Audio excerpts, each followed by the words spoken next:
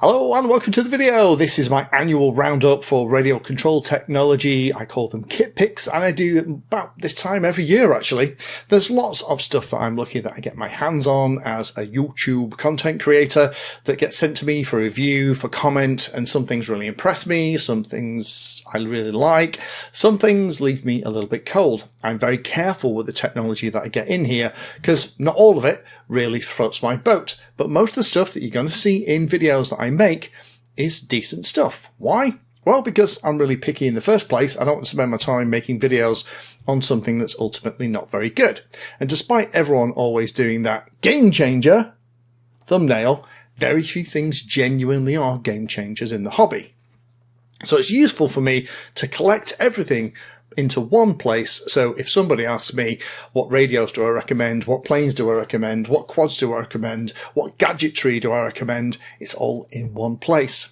Now this year I've updated the slides. I'm probably going to focus more on the changes from last year. All the things that I'm going to talk about are listed on the slides, but I thought it would be fun to just recap on what's gone on. Not a lot has changed over the past 12 months, so there's a lot of things that are going to remain the same, but there are a few notable exceptions. Now, for those of you that watch me regularly, you will know that I am into a very broad range of radio control stuff, whether it's quads like this Recon FPV Recon 6, whether it's things like planes. This is the new Atom RC Thresher that I looked at recently, whether or not it's different kind of radios, we've had a couple of those out, or whether or not it's gadgetry. All the things that I'm going to talk about in this video are subjective, right? There are things that I personally like. I like that broad spectrum of technology. So there might be things like radios that you don't particularly get excited about that float my boat for a very specific reason. And in my reviews, I try and provide that context. But the fact that I am a builder and tinkerer also means that I like the open source part of the hobby. I like to be able to build, wire up and configure and make this stuff and then go out and ultimately fly it. That for me is a big part of the fun. So my idea of a perfect flying day is going to the field with somebody company I enjoy, with a handful of models that I can trust, with technology that works really well, ideally things that I've put together, and just flying around and just losing myself in the feeling of flight. Again, I like stuff that's open source, so you're not going to see people like DJI in this list. I don't like closed source proprietary systems like that. I personally get excited about technologies that are either open source, like EdgeTX, and vendors who support those kind of things, like iNav, Betaflight, ArduPilot, but I'm also excited by those who have proprietary technology, who really embrace the community and third parties. People like WalkSnail, who work with other people to make sure that things like fonts can be customizable, on-screen displays work perfectly, and things like Betaflight, iNav, and ArduPilot, and those things too. So with all of that said, and that context done, time goes down below, let's get into the slides. Again, I'm still using Betaflight and iNav on my quads and smaller wings, and things like ArduPilot on the wings or planes where there's a lot of technology on board and it all starts to add up in terms of pounds or dollars. So for Betaflight or iNav, and do check out my recent video, I'll put a link down below, which talks about the differences between Betaflight, iNav and modern ArduPilot. If I'm using Betaflight or iNav though, I typically historically would have gone for SpeedyBee or Maytech, and those, when I did this last year, were in pretty much free supply. They're easy to get your hands on and they were fantastic units. However, with the export issues with China, they're trickier to get your hands on. I'm looking at credible alternatives at the moment, and when I find one, I will make some videos on it. However, if you do have a credible alternative for things like wing flight controllers and regular flight controller stacks that we're going to put inside stuff, do let me know. People like T-Motor seem to be one of the options that are starting to appear in my research more and more often. For ArduPilot, for those who can afford it, the QPilot Orange Plus is probably the gold standard for pretty much most of the professional builds that I ever see as I'm moving around. But Holybro do a fantastic set of flight controllers as well. They have the Durandal, also things like the 6X and the 6C as well. using those at the moment in that X650 series that I'm currently doing, building out a Holy Bro development frame. And when I could get them, things like the Matek F405 and F765 wings were good options. But again, looking for an alternative. The key with this is I would decide what you want in terms of Betaflight, iNav or AutoPilot as the software technology and firmware first, then find your hardware. In terms of the GPSs, still buying and using lots of the HGL RC M100s, less of the Matek GPS units now. The HGL RC M100s are really cheap and cheerful. I order them 2 or 3 at a time from places like Banggood and AliExpress. And in terms of batteries, starting to get excited. The Hobby Kings seem to be getting back onto the horse in terms of that. Some of their recent batteries have been very good, but also things like Z, Goneng, Genzace and others continue to be the vast majority of the batteries that I'm taking to the field.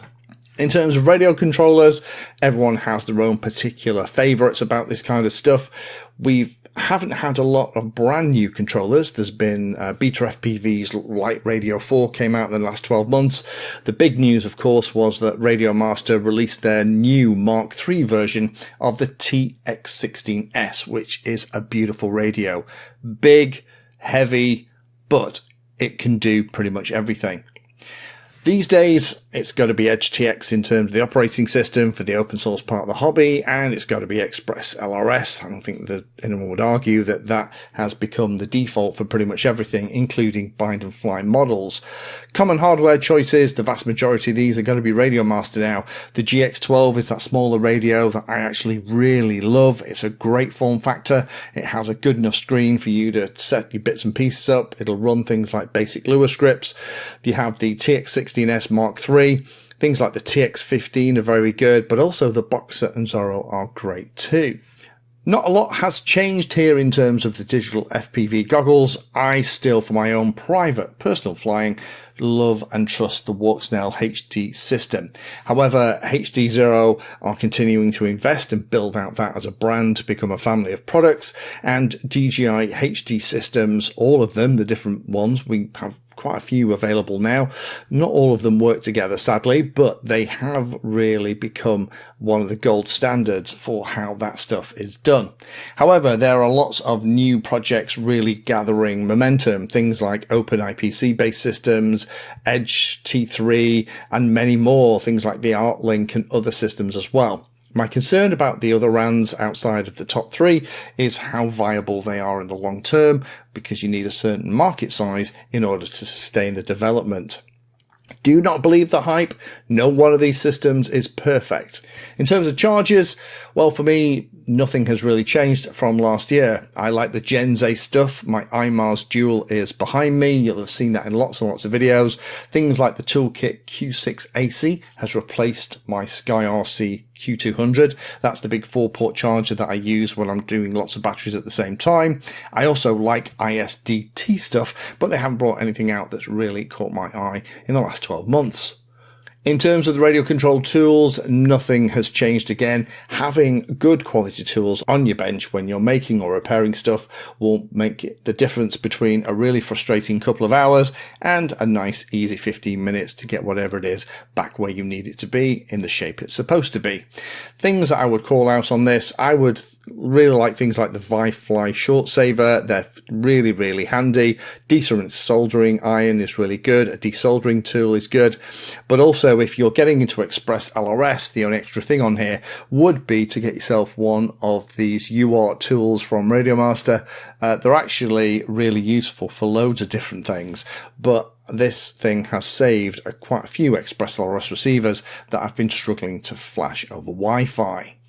In terms of the brands that I trust and use, not a lot has changed again over the last 12 months, with the exception that an awful lot of these brands, things like SpeedyBee, things like Matek, are getting increasingly tricky to get hold of, and more names that maybe we should have been looking at but we hadn't, because SpeedyBee and Maytech were the default choice for many of us, are starting to step up and fill the gap in the market that those guys have left. Now they're struggling to supply product. People like Darwin FPV, Newbie Drone, iFlight and T-Hobby are starting to appear in the stuff that I'm doing more and more often. So this list may actually change next year unless people like SpeedyBee and Maytech can get back on the horse and start shipping product again. So this is probably the most single important slide in the entire deck. Out of all the technology that I get in here, that I get my hands on, that I get to play with and fly and set up and all those different things, what are the stuff that I actually really like? Again, as I said in the introduction, it's an incredibly personal choice. But I personally like the Walksnail system. All of the Walksnail goggles that I have will talk to all of the airside units that I have. I don't have to try and worry about whether I'm version 1, 03 or 04 or whatever. Still using my FrSky Taranis X9D Plus. Yeah, still using that. Still love it. Still, in my humble opinion, probably one of the best form factors ever for a radio. I'm also now using a Radiomaster GX12 regularly, and also the TX16S Mark III. All of that stuff is with Express LRS. In terms of wings and planes, Atom RC Dolphin is still my number one pick. However, there are two new entries into this list. The only two things that came out in the last 12 months that really excited me and I'm really loving and continuing to fly. One was the TBS Geppetto. Absolutely brilliant fun on 4S and a ripper on 6S, and also the Atom RC Thresher that I looked at early in July. That is a great little model, another welcome addition to the very impressive Atom RC lineup. And as you can see, 4 out of the 5 top planes and wings that I would recommend are from those guys. In terms of quads, I haven't really seen a lot of great innovation over the last 12 months, so the list is very much similar to what it was last year. I tend to like to fly the stuff that I'm building out for how I like it. HGLRC, Darwin FPV continue to be really interesting vendors that's offering a lot of great stuff. And for VTOL, the only single VTOL that I would recommend that you invest your money in is the Argus FPV Rock VTOL. Every single other one that I've ever had in here, hobby grade, has been fundamentally flawed in one way or another and ended up crashing and destroying itself. So hopefully that was interesting, a whistle-stop tour of the latest and greatest kit picks. The things on these lists are what I would recommend to somebody to get hold of if they want to try something. Maybe you're a quad pilot and you want to get into fixed wing. Maybe you're a line of sight pilot and you want to get into FPV. All the things on these slides are what I would direct you towards. Again, I have an awful lot of videos on everything that I've talked about. It goes into much more depth from this kit picks video. So if you're interested in knowing more about specific technology, if you search for Walksnail Painless 360 or Fixed Wing Painless 360 or Atom RC Thresher Painless 360, you'll either find the playlist or the videos where I go into quite a bit of detail. Again, this list may change. This is a point in time. However, the small number of changes that's happened over the 12 months are really reflecting the fact, I can say it, that in terms of the innovation and the new stuff coming into the hobby, it's slowed right down.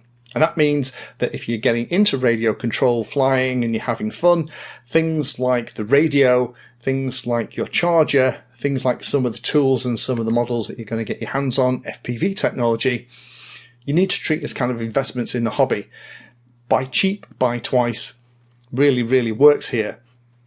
I've got radios that I've been using for 15, 16, 17 years.